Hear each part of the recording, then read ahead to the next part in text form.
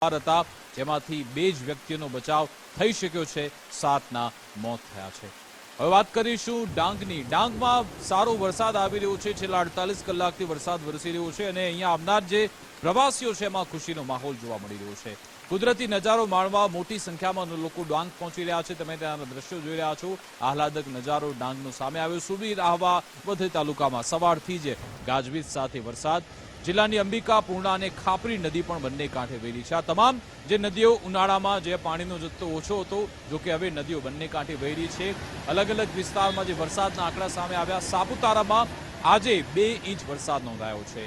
ડાંગ જિલ્લામાં સાર્વત્રિક આજે વરસાદ નોંધાયો છે, જેના કારણે પ્રકૃતિ સોળે કળાએ ખીલી ઉઠી હોય તેવી અહીંયા સ્થિતિ છે। આ અંગે જાણકારી આપશે સંવાદદાતા સ્નેહલ ફોનલાઈન પર જોડાઈ ગયા છે।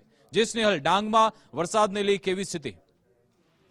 જી વિકાસ, ચોક્કસથી જો વાત કરવામાં આવે તો ડાંગ જિલ્લો એક કુદરતી સૌંદર્યથી ભરપૂર જિલ્લા તરીકે જાણીતો છે। ત્યારે ડાંગમાં જ ગુજરાતનું એકમાત્ર ગિરિમથક પણ આવ્યું છે, સાપુતારા।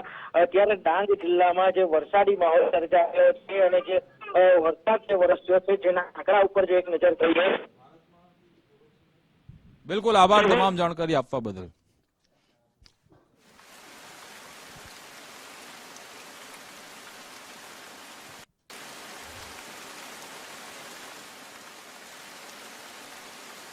આ તરફ ડાંગ જિલ્લામાં વહેલી સવારથી જે વરસાદી માહોલ છે, અલગ અલગ વિસ્તારમાં સારો વરસાદ વરસી રહ્યો છે।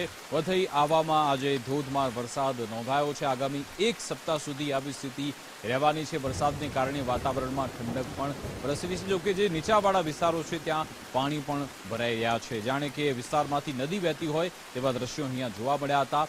અહીંયા સાપુતારામાં જે આવનાર પ્રવાસીઓ છે ત્યારે ખુશખુશાલ છે। સૌ કોઈ પોતાના પરિવાર સાથે, મિત્રો સાથે અહીંયા મજા માણવા આવતા હોય છે। એવામાં જ્યારે વરસાદની શરૂઆત થઈ છે ત્યારે લોકોમાં ખુશીનો માહોલ છે। પરિવાર સાથે સારો સમય વિતાવવામાં આવી રહ્યો છે। દૂર દૂર સુધી ગ્રીનરી જોવા મળી રહી છે। વરસાદને કારણે આખો વિસ્તાર જાણે કે ફરી એકવાર જીવંત થઈ ચૂક્યો છે। કુદરતી નજારો માણવા દૂર દૂરથી લોકો અહીંયા આવી રહ્યા છે।